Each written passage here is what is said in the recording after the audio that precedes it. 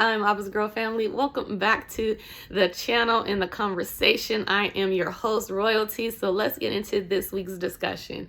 Once again, we are continuing the conversation on soul ties. But what I want to do this time is talk about the forming or the effects of healthy soul ties. So we are going to get into it. So listen. One of the things we've been talking about and showcasing is just the effects of a soul tie. Demonic soul ties, negative, toxic, whatever you want to call it and label it. Those soul ties and how they play out in our everyday lives. And we've been talking about, different different kinds of soul ties, whether it be relationships within a man and a woman, sexual soul ties, being strengthened, or friendship soul ties, family soul ties, just different dynamics. And so we've talked about those, but I also want to do the flip side and talk about the healing side of it. So for those of you who've been following the channel, or in the group, that I have another channel called Soul and Screen over on YouTube and on Spotify. If you want to really get into some more soul tie conversations over on the YouTube channel of Soul and Screen, I talk about soul ties, and I use television shows and movies to kind of point out real life effects of it, how it comes forth in our everyday lives, in our relationships. This is what this soul tie is, that kind of thing. So this is spinning from this. I watched a movie, and it really kind of was showing how this person who had just got out of a very negative, toxic marriage met this guy, and how he started pouring into her and speaking life into her to the point where she finally was in a healthy relationship. And it's talking about the healthy soul tie. And I also bring into context another television show that I was watching, where there's this one relationship where a person gets out of this toxic relationship and he gets into one that's nurturing, where the woman is watering, and the effects of what that's having on these people's lives and things like that. I think that's worth discussing, because as we heal, as we begin to come into a better understanding of who we are as Abba's girls, and what that looks like, as he's teaching us how to move and operate and be daughters of the Most High, operating in the seat of the Son, but as a daughter, we are going to become a little... as you begin to grow and evolve in that, you become more aware of your self-value and your worth. But what that he also does with that is he takes you in and he starts dealing with certain wounds. And if you've been in a toxic or any type of toxic relationship, doesn't matter, again, whether it's family dynamics, relational as far as sisterhood, another friend, or if it's actually, a relationship soul tie where you were in a toxic demonic relationship and it got strengthened by sex and you couldn't get out of it. When you finally do come out of it, there is some repair that has to be done. And that's what I want to talk about, because a lot of times the wound that was received during the process of going through the demonic or toxic soul tie causes wounds within us. And sometimes it's easy for us to come into agreement with the words that are being launched out at us, especially if it's any type of verbal abusive relationship, or any type of just being in a negative environment. In all honesty, if you have been around friends and family who just everything you do, they have something negative to say, they never can find the good in anything, and you've been brought up around that, and you get around people who are like, oh, like, that's what's up, you should totally do that, like, let me know if you need help. And you start getting around people who are for you and who are like, oh, bet, like, did you ever think about doing this? And you start building this other network that Abba is probably moving you into, because the more you become into an understanding of who you are as his daughter, he's going to shift your circles and your networks change. And it's because you're becoming who you are in him. And so you are no longer living in that lower mindset. And this is not a slight or a diss in any way. This is just talking about the levels of maturity, understanding of who we are in him. Like, we start off in this, kind of slave poverty mentality. And then a lot of times we move from that to type of a soldier kind of, oh, I'm a soldier in the army of the Lord, you know what I mean? Or this servant, one of those, you hit servant, you hit soldier, and he's trying to get us to a place of sonship. Hear me. He's trying to get us to a place of sonship. When you get to that place of sonship, even if it's minimal, because if you finally got to the door and you just now stepping through, you still got a lot to learn about sonship, right? And how to walk in it and how to move in it and how to be it. And when you come into the knowledge of that, it kind of hits you, and he has to take you through the process of that. And what happens is he starts changing your networks, right? Because only people who understand that they are in the seat of sonship can be around people who are in the seat of sonship. And what I mean by that, not that you can't move around everybody. Not that, I'm not talking about that, but I'm talking about like-mindedness. It will be very difficult for you to maneuver in this seat of sonship because your thought processes has been elevated. Your faith has been elevated. You are seeing a little higher, right? Like he tells us in his word, like, your thoughts are not my thoughts, your ways are not my ways. And so he starts showing you these glimpses of his ways and the way that he thinks and the way that he does these things. Why? Because now you are moving and operating as a son, even if you're a woman. So you're in the seat of a son, but you're moving as a daughter. You see what I'm saying? Seat of the son, meaning you have taken your place as joint heir with Christ Jesus. And now Jesus is just teaching you how to maneuver, say this and say that, you know what I mean? Do this, do that. Like, he's teaching us because we were adopted into this place. So we don't know how to operate as royalty. Right? So he's teaching us. And so you are in this place of royalty. If you're living in this place, in this mindset of royal mindsets, kings, right? It would be very difficult for you to live in a place where people who are, still maneuvering the servant level. And again, this is not talking about conversation or, hey, you want to go to lunch. This is talking about occupying. If you know what I'm saying, when you are in a place of sonship and you have this mindset where your mind has been elevated, you are like, Abba, where do you want me to occupy, right? Because you've given me an assignment, you've given me something to do in the kingdom. What am I supposed to do as an heir, as a joint heir, who has been given this particular allotment and assignment, or this particular land to lord over, and that could be an industry. The thing is, we have to maneuver different. So if for me, I'm kind of in the corporate, right? Working with banks and things like that.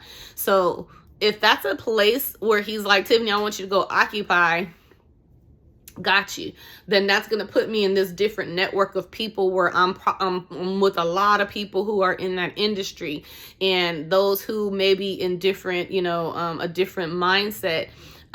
Depending on where you are, you still may be trying to learn or occupy that servant place, that servant level, or the soldier level.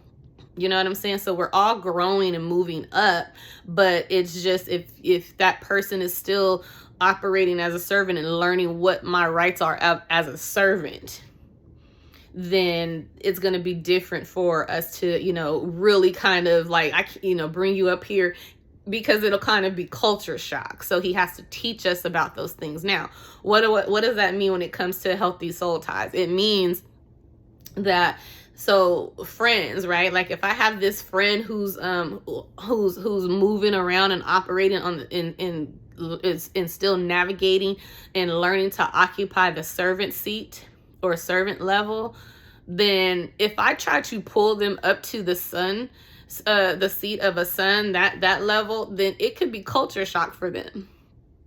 You know what I'm saying? But once the person starts moving through the elevations of channels and stages and things, if they progress the way that Abba wants to in their timing, then by the time they get there, and if I'm, a little further in, when I am a little further in and they get there, then it's easy for me to come over and say, hey, you know what I mean? But I have to probably teach them the language that we speak on the level of sonship. Does that, you know what I mean? It's because they have went through the channels, and it's like you bring those things, and it's like when you get to the place where you are operating as a son, your language changes, because I'm not asking. You know what I'm saying? I'm not asking depending on, not that you're not asking Abba, but I'm not asking for entry to places that he's already given me access to. I don't have to. He already gave it to me. But if I don't move as his daughter or his in seat of the son, then if I'm walking around all timid in this particular area that he's given me rulership over to operate in, then if you don't believe it, then they're not going to believe it. And so that's what I'm saying. So you have to, so when the person starts getting to the place, they start moving through the processes and the dimensions and levels, get to the place of sonship, we have to be taught those things. And what that means is there's some, work that has to be done. Abba will change your network and start building a different network to the point where he's making sure that you are like the Fatima and the Troy characters over in the shows that I was talking about. They spoke life into these people. They had to tell these people, stop saying these negative words about yourself. So it'll be the same thing. He'll send us into networks and into places and spaces where people are teaching us the vocabulary of that particular dimension that we're in, so that you're not bringing servant mindset and practices to the seat of a son and dimension of son, where you're supposed to be ruling and reigning and doing what Abba tells you to do. You move different than you do with the servant. Does that make sense? So anyway, I wanted to bring that because in the process of getting to those levels, learning how to trust, learning who to trust, the discernment is going to be necessary. How do you build discernment? Conversations with Abba, right? Reading your word, different, let him cultivate the relationship to mature you, to bring you up to him to a level where he needs you to be, so that you can operate when you get to the seat of son. But understand that every level that you go to, you're going to have to learn the protocols, the language, of that particular dimension. And with that being said, by the time you get to the seat where you're in the sonship, yeah, your mindset sometimes, because you've been attacked, right? Like the enemy has been coming at you left and right. Whether he's using people and most likely he's used people that you loved, whether or not they truly loved you is one thing, but they were definitely a part of your heartstring. It caused a heart wound. So, and maybe some cases where, when the loss of the relationship, whatever relationship dynamic, meaning my man, my sister, my parent, my somebody who I thought was my best friend. There's many soul ties that we've talked about in regards to, the topic of soul ties. We've talked about the various types of soul ties. So you get to this level and you can't bring in that old speech and mindset.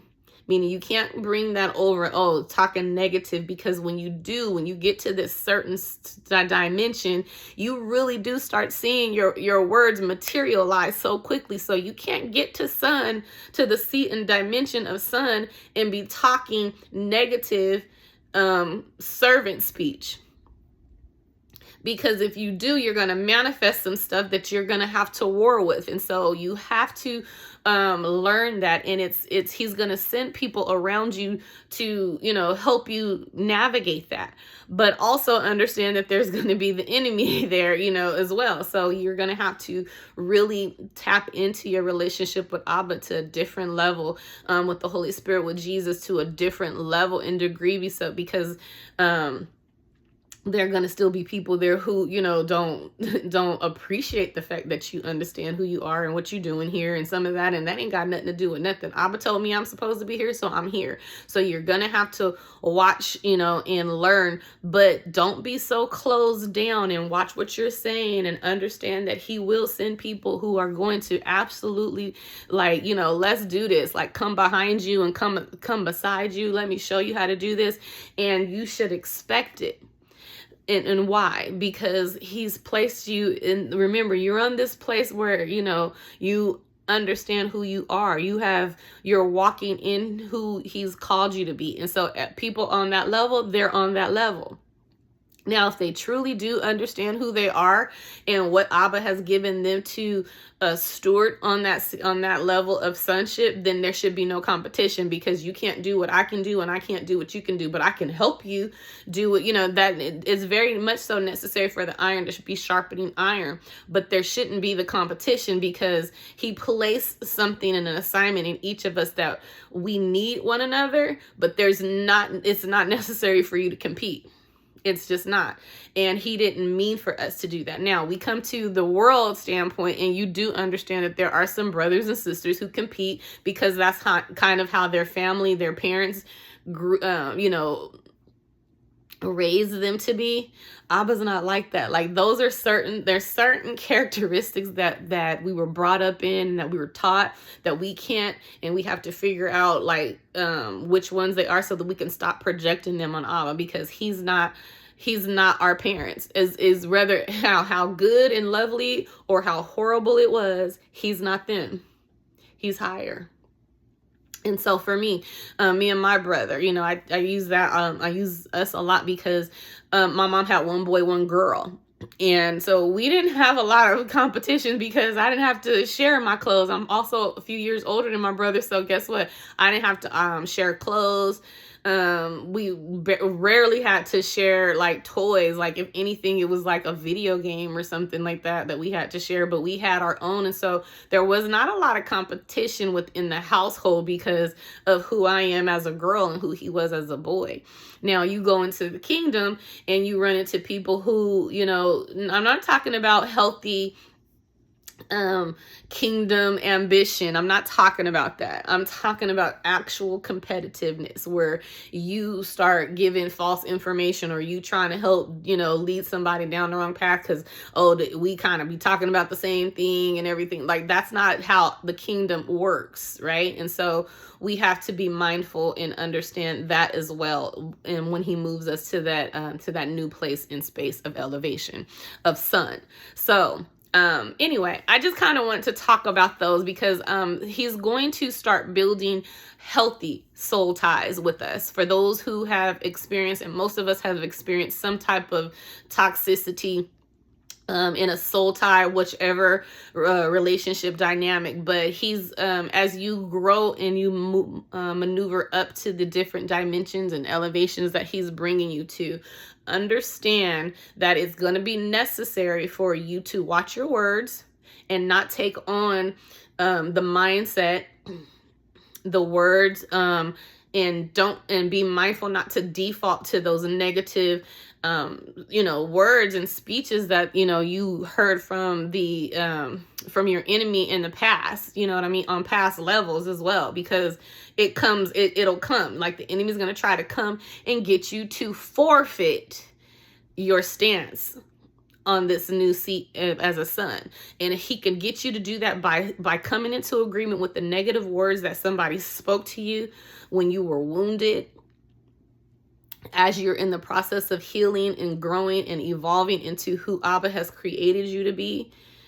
He's gonna try to default. Be very mindful of your mouth and your words. Be very mindful.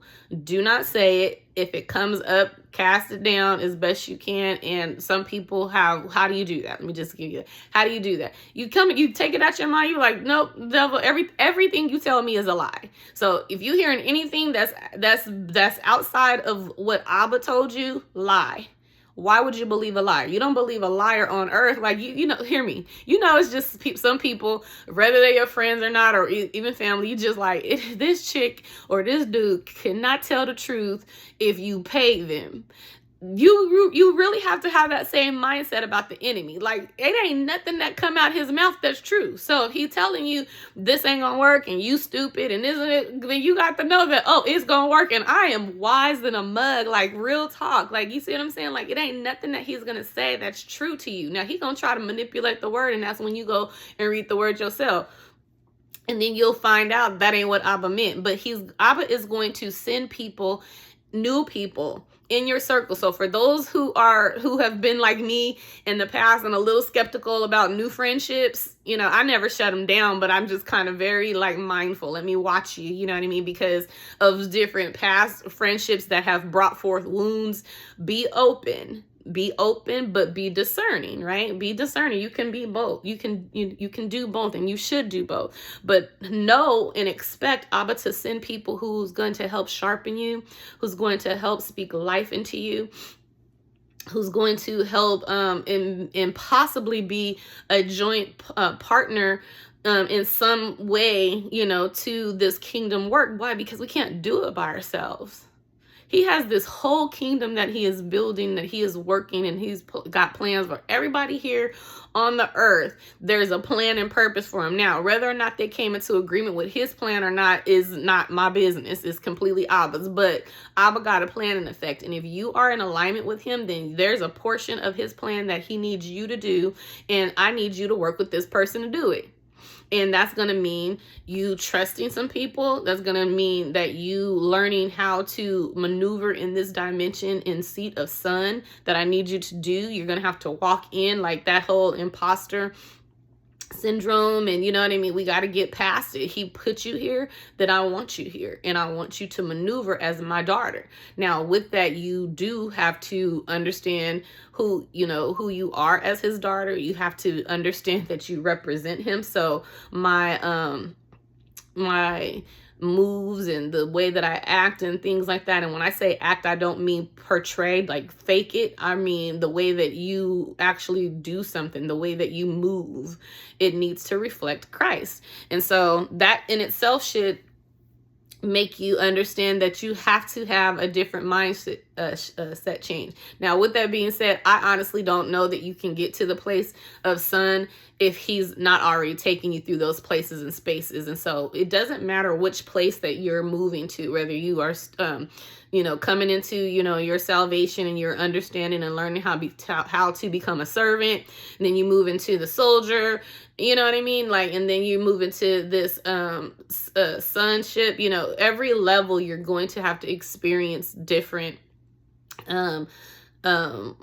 tactics of the enemy and warfare, things that happen, but you're also going to have to learn a different way to learn about yourself, learn about Abba, the Holy Spirit, Jesus, and how they're going to move you through that. Yes, they are one, but they also are, their own person. And so knowing who to talk to and who to navigate into, I mean, they're one, so don't get caught up in it. It's just that there's sometimes, like, I've given a testimony that during one of the worst seasons of my life, that I believe was one that I didn't want to talk to Abba, right? I had to go to Jesus, like, Jesus, let me talk to you, because you're the one who went through this too. So, and so I had this whole conversation with him. But I say that to say that builds relationship to the point where by the time you get to the place where he needs you to walk and move as his son, a joint heir with Christ, you understand that the enemy is going to come at you, and he's still going to try to bring up those things that he said to you when you were in servant mode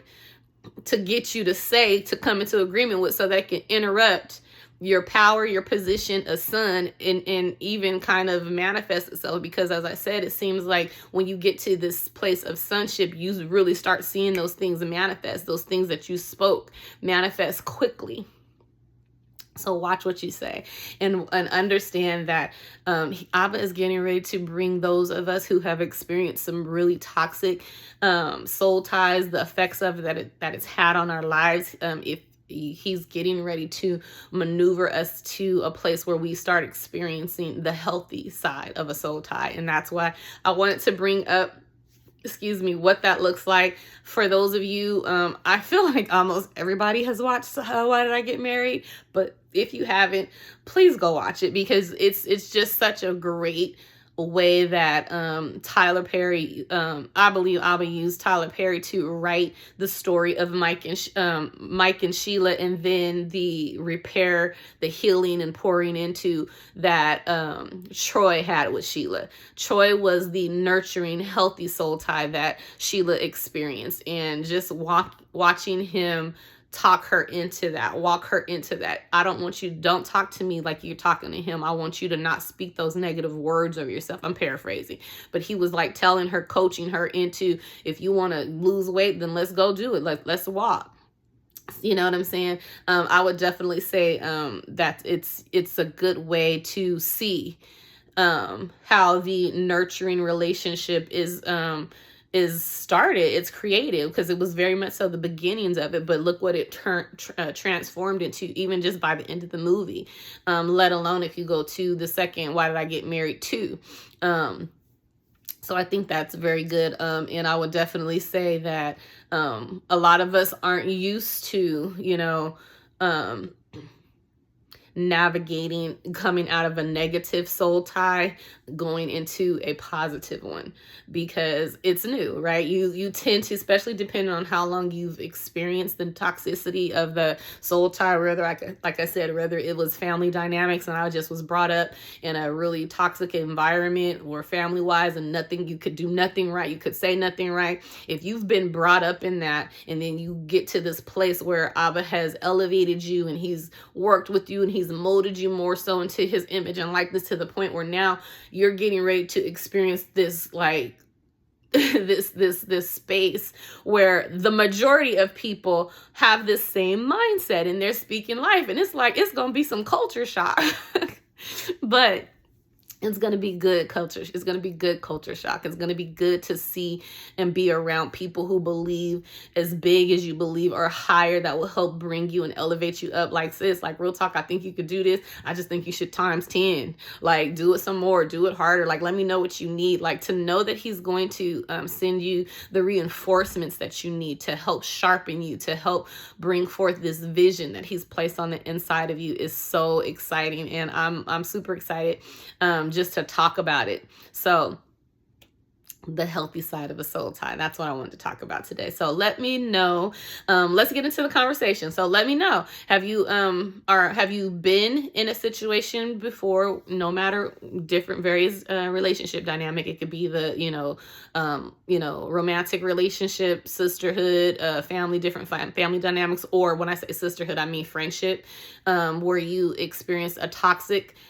soul tie, and now you are in a healthy situation where you can, bring some value to, and now you understand, or, you could be in the middle of it, or now I'm actually in the process where I'm transitioning out of those, and it's been very difficult to find, or, difficult to let people in who are trying to truly be there for you. Like, that could be the testimony too. And I do think that's a place where a lot of people are as well, that middle place, or you're just walking through that door of sonship where ABBA is opening up this network to you of people who are getting ready to pour into you and things like that. So anyway, let's get into the conversation like we do over here. Listen, if you are listening to this on Spotify, please feel free to go over to the YouTube channel, I Am ABBA's Girl, and get into the conversation. We do discuss everything over there as well.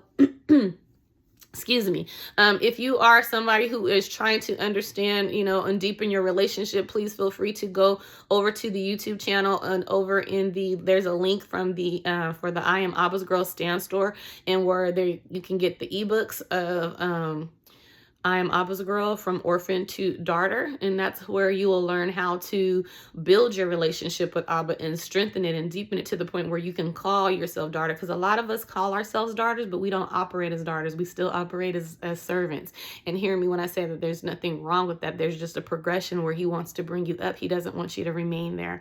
And if you need some help on figuring out how to do that, that's a perfect place to start. There's another book called this Prayer Tithe for those who are trying to strengthen their prayer life. Like some of us started off small, and I can really only do 5 minutes a day, 10 minutes a day, and you're trying to feel to increase your prayer time. Because why? Because it's going to strengthen your relationship with him. The more you talk to him, the more you have these conversations with him, just like any other relationship, the better your relationship dynamic is with him, and you learn him. And so nobody can come, the enemy can't come and say, well, this and this, because no, I know him better than that, and he ain't said that. You know what I mean? It just comes, it brings this awareness and this knowing that there's certain things that the Father is going to do, and there's certain things that he's just not going to do.